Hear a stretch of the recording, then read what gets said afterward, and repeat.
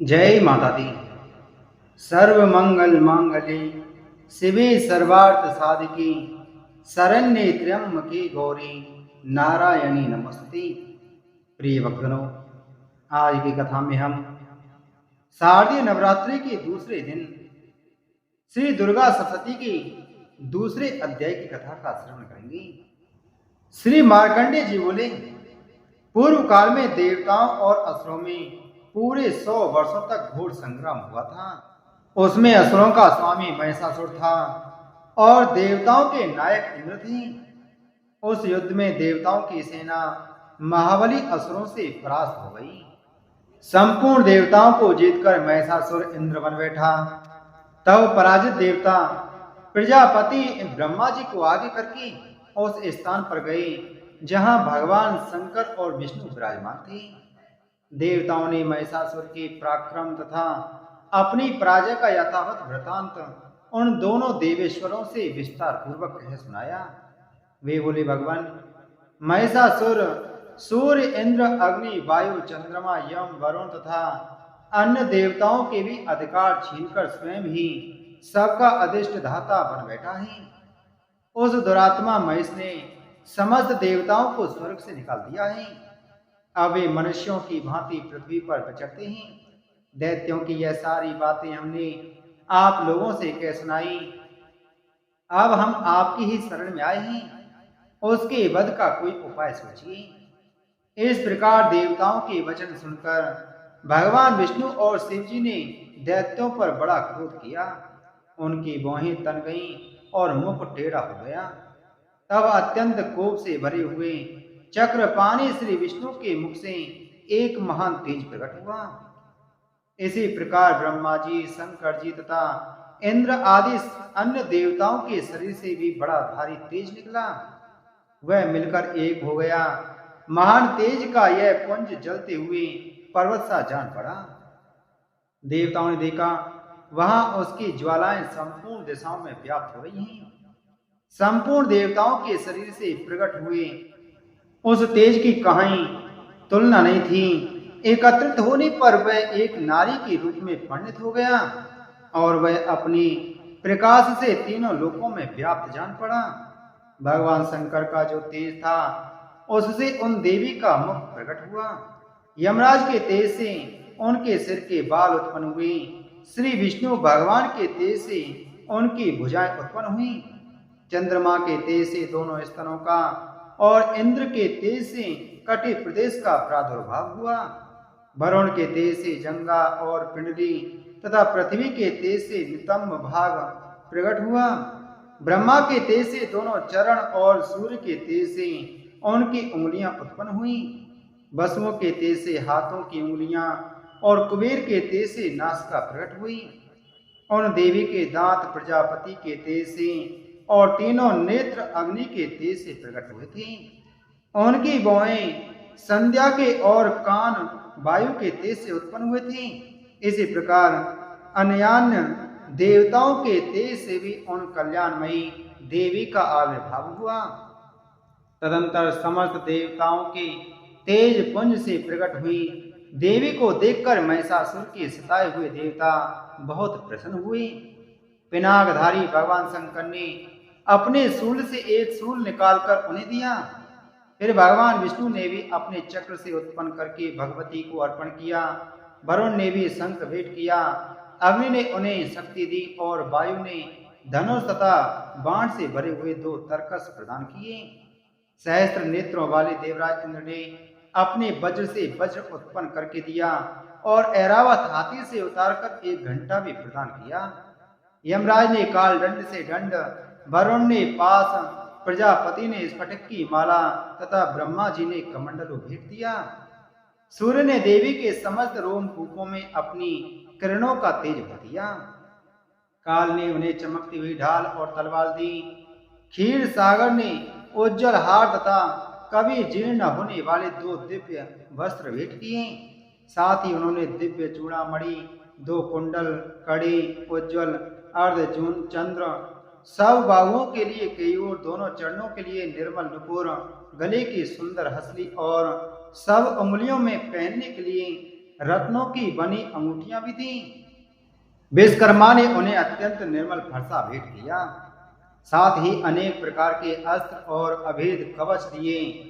इनके सिवाय मस्तक और वक्ष स्थल पर धारण करने के लिए कभी न मुरझाने वाले कमलों की मालाएं दी। जलद ने उन्हें सुंदर कमल का फूल भेंट किया। हिमालय ने सवारी के लिए सिंह तथा भांति भांति के रत्न समर्पित किए। धनाध्यक्ष कुबेर ने मधु से भरा पान पात्र दिया तथा संपूर्ण नागों के राजा शेष ने, जो इस पृथ्वी को धारण करते हैं, उन्हें बहुमूल्य मणियों से विभूषित नागहार भेंट किया। इसी प्रकार अन्य देवताओं ने भी आभूषण और अस्त्र शस्त्र देकर उन देवी का सम्मान किया। तत्पश्चात उन्होंने बारंबार अट्टहास पूर्वक उच्च स्वर से गर्जना की। उनके भयंकर नाद से संपूर्ण आकाश गूंज उठा। देवी का वह अत्यंत उच्च स्वर से किया हुआ नाद कहीं समा न सका। आकाश उसके सामने छोटा प्रतीत होने लगा। उससे बड़ी भयानक प्रतिध्वनि हुई, जिससे संपूर्ण विश्व में हलचल मच गई और समुद्र कांप उठा। पृथ्वी डोलने लगी और समस्त पर्वत हिलने लगे। उस समय देवताओं ने अत्यंत प्रसन्नता के साथ सिंह वाहिनी भवानी से कहा, देवी तुम्हारी जय हो। साथ ही महर्षियों ने भक्ति भाव से विनम्र होकर उनकी स्तुति की। संपूर्ण त्रिलोकी को क्षोभग्रस्त देख दैत्यगण अपनी समस्त सेना को कवच आदि से सुसज्जित कर हाथों में हथियार लेकर सहसा उठकर खड़े हो गई। उस समय महिषासुर ने बड़े क्रोध में आकर कहा, ओ यह क्या हो रहा है। फिर वह संपूर्ण असुरों से घेरकर उस सिंहनाद की ओर लक्ष्य करके दौड़ा और आगे पहुंचकर उसने देवी को देखा, जो अपने प्रभाव से तीनों लोकों को प्रकाशित कर रही थी। उनके चरणों के भार से पृथ्वी दबी जा रही थी। माथे के मुकुट से आकाश में रेखा से खींच रही थी तथा वे अपने धनुष की टंकार से सातों पातालों को क्षुब्ध कर देती थी। देवी अपनी हजारों भुजाओं से संपूर्ण दिशाओं को आच्छादित करके खड़ी थी। तदंतर उनके साथ दैत्यों का युद्ध छिड़ गया। नाना प्रकार के अस्त्र शस्त्रों के प्रहार से संपूर्ण दिशाएं चमकने लगी। चेक्षोर नामक महान असुर, जो महिषासुर का सेना नायक था, वह देवी के साथ युद्ध करने लगा। अन्य दैत्यों की चतुरंगनी सेना साथ लेकर चामर भी लड़ने लगा। 60,000 रथियों के साथ आकर उदग्र नामक महादैत्य ने लोहा लिया। 1 करोड़ रथियों को साथ लेकर महाहनु नामक दैत्य युद्ध करने लगा, जिसके रोए तलवार के समान तीखे थे। वह असिलोमा का नाम का महादैत्य 5 करोड़ रथी सैनिकों सहित युद्ध में आ डटा। 60 लाख रथियों से घिरा हुआ वास्कल नामक दैत्य भी उस युद्ध भूमि में लड़ने लगा। परिवारित नामक राक्षस हाथी पर सवार और घुड़सवारों के अनेक दलों तथा 1 करोड़ रथियों की सेना लेकर युद्ध करने लगा। बिडाल नामक दैत्य 5 अरब रथियों से घिरकर लोहा लेने लगा। इनके अतिरिक्त और भी हजारों महादैत्य रथ, हाथी और घोड़ों की सेना को साथ लेकर वहां देवी के साथ युद्ध करने लगी। स्वयं महिषासुर उस युद्ध भूमि में, रणभूमि में कोटि कोटि सहस्त्र रथ, हाथी और घोड़ों की सेना से घिरा खड़ा था। वे दैत्य देवी के साथ तोमर, भिंदीपाल, शक्ति, मूसल, खड़ग, परशु और पट्टिस आदि अस्त्र शस्त्रों का प्रहार करते हुए युद्ध कर रहे थे।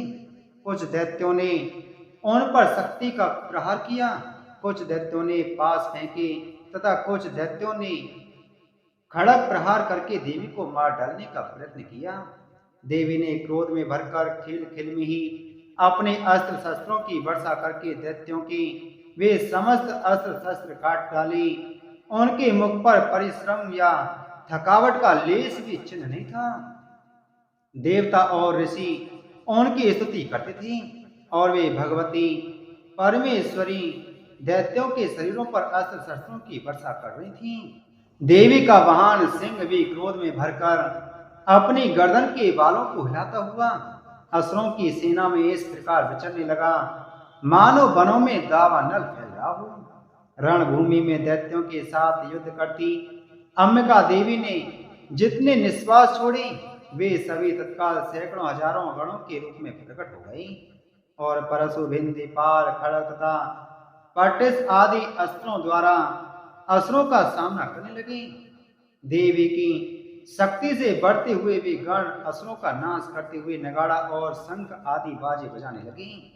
उस संग्राम महोत्सव में कितने ही गण मृदंग बजा रहे थे। तदंतर देवी ने त्रिशूल से, गदा से, शक्ति की वर्षा से और खड़ग आदि से सैकड़ों महादैत्यों का संहार कर डाला। कितनों को घंटे के भयंकर नाद से मूर्छित करके मार गिराया। बहुत से दैत्यों को पास से बांधकर धरती पर घसीटा। कितने ही दैत्य उनकी तीखी तलवार की मार से दो दो टुकड़े हो गए। कितने ही मूसल की मार से अत्यंत आहत होकर रक्त वमन करने लगे। कुछ दैत्य शूल से छाती फट जाने के कारण पृथ्वी पर ढेर हो गए। उस रंगारंग में बाण समूह की वृष्टि से कितने ही असुरों की कमर टूट गई। बाज की तरह झपटने वाली देवी पीड़क दैत्यगण अपने प्राणों से हाथ धोने लगी। कईयों की बाहें छिन्न भिन्न हो गईं, कितनों की गर्दनें कट गईं, कितने ही दैत्यों की मस्तक कट कट कर गिरने लगी। कुछ दैत्यों के शरीर मध्य भाग से ही वितीर्ण हो गए। कितने ही महादैत्य जागों के कट जाने से पृथ्वी पर गिर पड़े। कितनों को ही देवी ने बाण, एक पैर और एक नेत्र वाले करके दो टुकड़ों में चीर डाला। कितने ही दैत्य मस्तक कट जाने पर भी गिरकर फिर उठ जाते और केवल धड़के ही रूप में हथियार हाथ में ले देवी के साथ युद्ध करने लगते। दूसरे कबंध युद्ध के बाजों की लय पर नाचते थे। कितने ही बिना सिरवा धड़के हाथों में खड़ग, शक्ति और रिष्टि लिए दौड़ते थे तथा दूसरे दूसरे राक्षस ठहरो ठहरो यह कहते हुए देवी को युद्ध के लिए ललकारते थे। जहां वह घोर संग्राम हुआ था वहां देवी द्वारा गिराए हुए रथ, हाथी, घोड़े और असुरों की लाशों से धरती ऐसी फट गई थी कि वहां चलना असंभव हो गया था। दैत्यों की सेना ने हाथी, घोड़े और असुरों के शरीरों से इतनी अधिक मात्रा में रक्तपात हुआ था कि थोड़ी ही देर में वहां खून की बड़ी बड़ी नदियां बहने लगी। जगदम्बा ने दैत्यों की विशाल सेना को क्षण भर में नष्ट कर दिया। ठीक उसी तरह जैसे तृण और कट के भारी ढेर को आग को कुछ ही क्षणों में भस्म कर देती है।